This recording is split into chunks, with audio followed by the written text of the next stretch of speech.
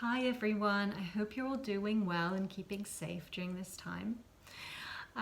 The topic I'll be discussing today is perfectionism, which is something that I've been reflecting on a lot, especially recently in my own life. So I hope that if you can relate to this, I hope you find it helpful.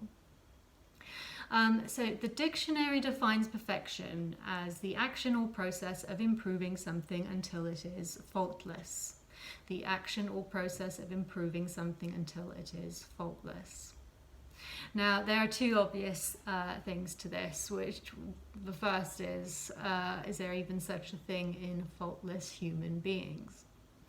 And the second is, why wouldn't anyone want to be perfect? Why would anyone want to make mistakes or have flaws? So perfectionism on the outside looks like a good thing. It looks like something that we should all strive for. So when does perfectionism become a problem? It becomes a problem when it's excessive, when we begin to feel worse about ourselves, even when we're doing a lot. It's when we say things like, I must always be a good person, or parent, or friend, or employee. So we want to always be perfect at all these things at the same time.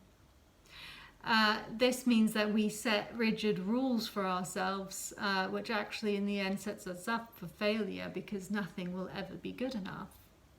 And we want to control every aspect of our lives and things around us. When we do this, we end up feeling constantly dissatisfied with ourselves, which is why we strive to keep wanting more. And we end up defining flaws as failures.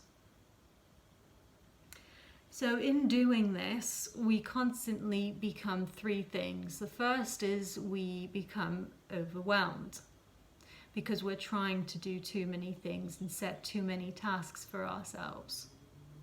The second is we end up imprisoned. Now, what I mean by that is we end up imprisoned by the idea of perfection, of our idea of perfection in our minds. The third is self-destructive. We end up being self-destructive. Now, the issue here is we end up we're trying to overreach our goals, and which are unrealistic and not achievable. Or the other thing is we compare ourselves to others, where we stress and strive to reach an idea that only exists in our minds.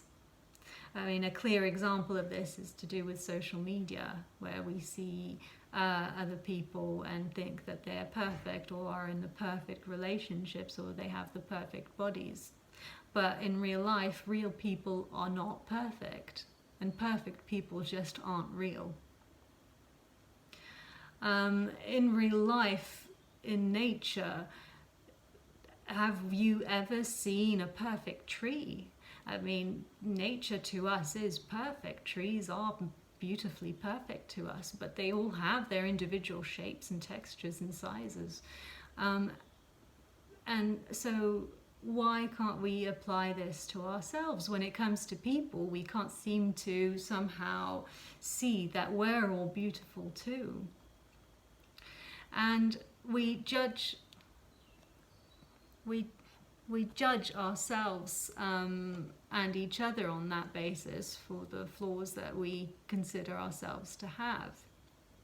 And a beautiful thing to compare this to is actually the Japanese art called kintsugi, where they fill the cracks of broken pottery with gold, because they believe that when something is damaged, it becomes more beautiful. And with reference to performance, Salvador Dali said, "Have no fear of perfection, because you'll never reach it." We strive to get everything right and to be first at everything because we want to be admired. So we set unrealistic goals, which mean that we never feel good enough. And the result of all that is we end up feeling depressed or anxious, and our self-worth is exclusively based on how we meet these certain standards that we set for ourselves. In the end, true success is being yourself, being real and imperfect in a world that's trying to tell you to be someone else. And if we all create our own unique expression and our own imperfect beauty in ourselves, then that would be so much better. And we also need to acknowledge that we need, in terms of performance, that we need to balance the hard work with self-care, and that will actually give us better chances of achieving our goals in the long run by loosening those reins and holding less control over things. Another thing is we wait for the perfect circumstances. We wait for everything to be perfectly aligned in order for us to move forwards with things, because we want the circumstances to feel perfect. And with that, there's actually a saying in entrepreneurship that says it's better to launch and learn than learn and launch. So it's better to take that step and use that process for learning, rather than wait until you've learned everything that you need in order to begin launching. And so with all this, I've created 5 action steps that you can start doing and reflecting on today. The first is just do something.